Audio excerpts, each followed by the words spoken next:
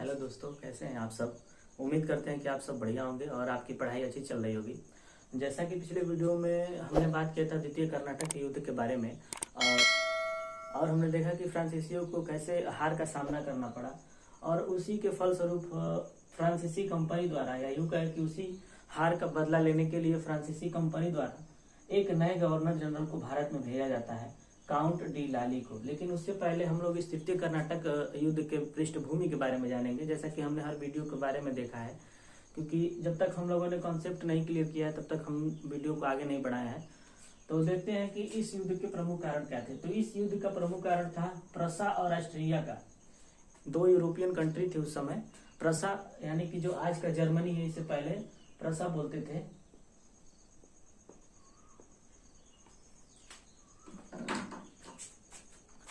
और ऑस्ट्रिया।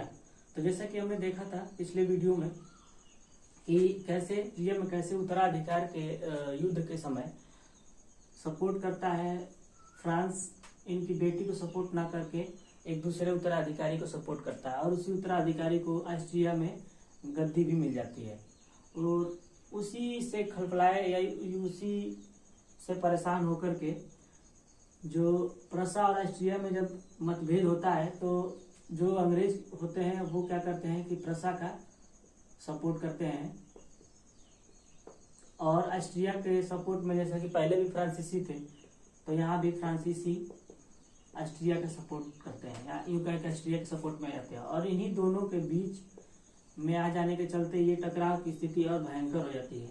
और चूंकि ये टकराव या यूं कह कि ये तनाव या युद्ध जो भी कह लें, ये लगभग 7 वर्षों तक चला। इसीलिए हम लोग इस तृतीय कर्नाटक युद्ध को सप्तवर्षीय युद्ध के नाम से भी जानते हैं। तो ये पॉइंट याद रखेंगे क्योंकि कई बार क्वेश्चन में ये भी पूछ देता है कि किस कर्नाटक युद्ध के दौरान सप्तवर्षीय युद्ध लड़ा गया था।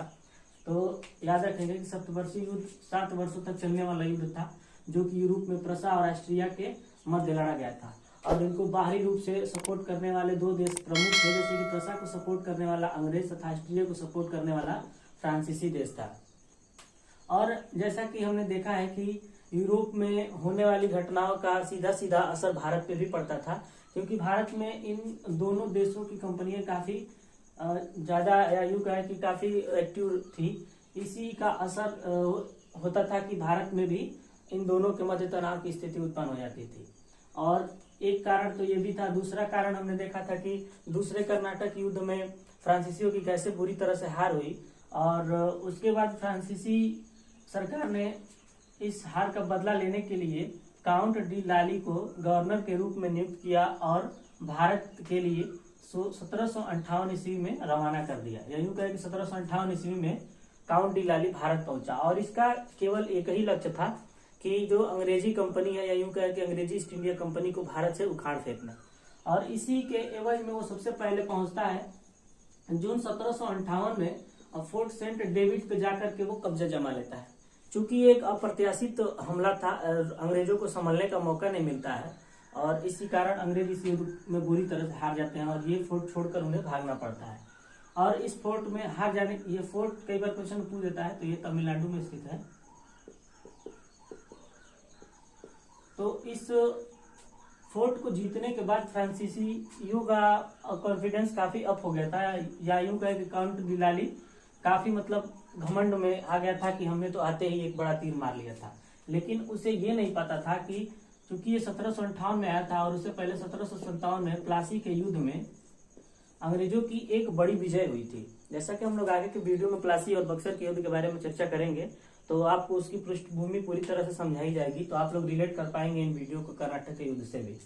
तो 1757 में चूंकि प्लासी का युद्ध जो लड़ा गया था वो पश्चिम बंगाल क्षेत्र के लिए या यूं कह गया उस समय के बंगाल के क्षेत्र के लिए लड़ा गया था। और बंगाल काफी समृद्ध इलाका था और एक समृद्ध इलाके पे कब्जा करके अंग्रेजों की शक्ति काफी ज्यादा बढ़ गई थी। और इसी को देखते हुए ये माना जाता है कि बढ़ गई थी। और फोर्ट सेंट डेविड पे कब्जा करने के बाद काउंट डी लाली तंजौर पर आक्रमण करता है, लेकिन वो इसमें असफल रहता है क्योंकि अंग्रेज अब तक संभलने का मौका उन्हें मिल गया होता है और वो आकर के तंजौर में फ्रांसीसियों को मुंहतोड़ जवाब देते हैं और यहाँ से खाली हाथ लौटना पड़ता है काउंट डिलाली को। तो काउंट डिलाली जब देखता है कि तंजौर में उसकी बात नहीं बनी तो वो क्या करता है कि मद्रास पे अटैक करने की सोचता है। और इस अटैक में वो समझ गया था कि तंजौर में उसे सफलता हाथ नहीं लगी है, तो अपनी इस कमी को पूरा करने के लिए या और शक्तिशाली बनने के लिए वो क्या करता है कि बुस्सी, जैसा कि मैंने आप लोगों को पिछले वीडियो में बताया था कि कैसे हैदराबाद में उत्तराधिकार की जब लड़ाई होती है तो वहां पे सलावत जंग को गद्दी पे बैठाया जाता है और उसके साथ साथ बुस्सी को भी वहां पे नियुक्त कर दिया जाता है ताकि वो उस हैदराबाद पे नजर रखे या नजर बनाए रखे। तो बुस्सी को काउंट डिलाली द्वारा बुला लिया जाता है मद्रास पे अटैक करने के लिए, लेकिन तब तक अंग्रेज संभल गए थे और उनको ये मालूम चल गया था कि ये जो काउंट डिलाली आया है ये हम ही लोगों के खिलाफ युद्ध लड़ने के लिए स्पेशली इसको भेजा गया है। तो मद्रास पे भी इसका अटैक सफल नहीं होता है और यहाँ पे भी अंग्रेजी सेना के बीच और उसकी सेना के बीच काफी दिनों तक झड़प या यूं कहे कि एक दूसरे की सेना काफी दिनों तक एक दूसरे के सामने खड़ी रहती है। और इसी का फायदा मिलता है अंग्रेजों को क्योंकि बुस्सी यहाँ हैदराबाद को छोड़ के जा चुका है, तो हैदराबाद में अब कोई बड़ा फ्रांसीसी अधिकारी बचा नहीं था और अंग्रेजों ने इस बात का भली भांति फायदा उठाया और सलावत जंग पे दबाव डालना शुरू किया। और सलावत जंग चूंकि एक डरपोक किस्म का राजा था या यूं कहे कि निजाम था, तो सलावत जंग जाकर के अंग्रेजों में मिल जाता है, तो डर के मारे अंग्रेजों में मिल जाता है और इस तरह से अंग्रेजों को एक यूं कहे कि बिना लड़े ही बड़ा एरिया या बड़ा भूभाग उनके हाथ लग जाता है, जिससे काउंट डिलाली को काफी मतलब शर्म की अनुभूति होती है। उसके बाद काउंट डिलाली तय करता है कि अब वो अंग्रेजों से सीधे फेस टू फेस फाइट करेगा और इसी के लिए वो अपनी सेना को इकट्ठा करता है और पांडिचेरी से मद्रास में था तो मद्रास से पांडिचेरी तरफ चलता है युद्ध करने के लिए और पांडिचेरी की तरफ चलता है। पांडिचेरी की तरफ से जो अंग्रेजी जनरल था आयरकुट, ये भी अपनी सेना के साथ फ्रांसीसियों से लड़ने के लिए निकल पड़ता है और मद्रास और पांडिचेरी के बीच एक जगह है वांडीवास नाम के, तो वांडीवास नामक स्थान पे 1760 ईस्वी में इन दोनों के बीच में लड़ाई स्टार्ट हो जाती है। 1760 के इस युद्ध ने यह तय कर दिया कि जो भारत पे रूल करने वाला शक्ति होगा वो अंग्रेजी होगा और फ्रांसीसियों की शक्ति यहाँ से समाप्त हो जाती है। तो ये मोस्ट इंपॉर्टेंट है। वांडीवास का युद्ध कई बार पूछा गया है एग्जाम में, तो वांडीवास का युद्ध एग्जाम में कई बार पूछा गया है, तो हम लोग इसको अच्छे से याद कर लेंगे कि वांडीवास का युद्ध 1760 ईस्वी में लड़ा गया था और ये एक निर्णायक युद्ध साबित हुआ और यहाँ से पता चल गया कि फ्रांसीसियों की शक्ति अब सीमित हो जाएगी या यूं कहे कि भारत में केवल एक ही शक्ति होगी जो आगे चल कर कंपनी के रूल में और फिर आगे चल करके पूरे भारत पे कब्जा करेगी और वो शक्ति थी अंग्रेजी ईस्ट इंडिया कंपनी या यूं कहें कि ब्रिटिश सरकार। तो उसके बाद जब वांडीवास का युद्ध समाप्त होता है तो यहाँ पे भी सप्तवर्षीय युद्ध जो यूरोप में चल रहा था वो भी धीरे धीरे शांत होने लगता है और फिर वहां पे एक संधि होती है जिसे हम पेरिस की संधि के नाम से जानते हैं। ये संधि 1763 में पेरिस में आयोजित होती है और उस संधि का असर भारत में भी देखने को मिलता है और ये तय किया जाता है कि अब जो फ्रांसीसी कंपनी है उसकी शक्तियों को सीमित कर दिया जाएगा और इसके लिए कुछ प्रमुख शर्तें लाद दी जाती है फ्रांसीसी कंपनियों पे, जिससे ये तय हो जाता है कि आगे अब फ्रांसीसी कंपनी कभी भी सर उठाकर अंग्रेजों के सामने नहीं चलेगी या यूं कहे कि अब कोई भी ऐसी शक्ति नहीं थी जो अंग्रेजों को टक्कर दे। तो कुछ प्रमुख शर्तें थी जिनके बारे में हम लोग देख लेंगे। पहली शर्त ये थी कि अब फ्रांसीसी जो कंपनियां थी वो सैनिक नहीं रख सकती हैं। दूसरी शर्त थी कि जो किलाबंदी होती थी अब वो किलाबंदी भी बंद कर दी गई, यानी कि उनका जो मार्केट होगा वो खुला होगा, कोई भी व्यक्ति आ जा सकता है। और तीसरा था कि दोनों शक्तियां यानी कि फ्रांस और ब्रिटेन किसी भी भारत के किसी भी राजनीतिक मामलों में हस्तक्षेप नहीं करेंगी और अपने व्यापार से मतलब रखेंगी। चूंकि हम लोग देखेंगे कि इस संधि का कोई ज्यादा मतलब नहीं निकला, या यूं कहे कि इस शर्त का कोई ज्यादा मतलब नहीं निकला, और आगे अंग्रेज देखेंगे कि कैसे उन्होंने धीरे धीरे राजनीतिक हस्तक्षेप के माध्यम से अपनी शक्ति और आगे बढ़ाई। और इन शर्तों ने लगभग फ्रांसीसियों का पतन कर दिया।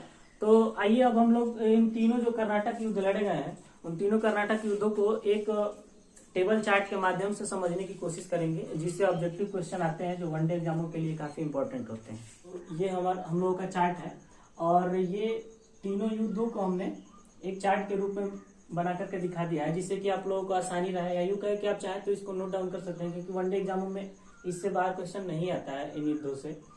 तो जैसा कि हम लोगों ने देखा, प्रथम कर्नाटक युद्ध 1746 से 1748 के मध्य हुआ था, और इसका प्रमुख कारण था ऑस्ट्रिया का उत्तराधिकार। और ये एला सापल की संधि जो कि 1748 ईस्वी में हुई थी, इस संधि के तहत इस युद्ध का समापन हुआ, या इस युद्ध की समाप्ति हुई। इसी युद्ध के दौरान एक प्रमुख युद्ध लड़ा गया, सेंट थोमे का युद्ध। तो इसको हम लोग याद रखेंगे, क्योंकि ये जो हमने बताया था कि मिलान कराने वाले जो क्वेश्चन होते हैं अक्सर इसी में से पूछे जाते हैं। और जो दूसरा कर्नाटक युद्ध हुआ था, ये हुआ था 1749 से 1754 के मध्य, और इस युद्ध का प्रमुख कारण था कर्नाटक और हैदराबाद में उत्तराधिकार की लड़ाई, जिसमें अंग्रेजों और फ्रांसीसियों ने प्रत्यक्ष रूप से भाग लिया। और इस युद्ध की समाप्ति पांडिचेरी की संधि से होती है, जो कि 1755 ईस्वी में हुई थी। और इस युद्ध में एक प्रमुख युद्ध लड़ा गया था, अंबुर का युद्ध, जिसे हम लोग याद रखेंगे, और ये लड़ा गया था 1749 ईस्वी में। उसके बाद तीसरे कर्नाटक युद्ध पे आते हैं। तो तीसरा कर्नाटक युद्ध 1756 से 1763 ईस्वी तक लड़ा गया था, और इस युद्ध को सप्तवर्षीय युद्ध भी कहते हैं। तो अगर एक मतलब भारत में देखा जाए तो बेसिकली ये युद्ध 1758 से स्टार्ट हुआ था।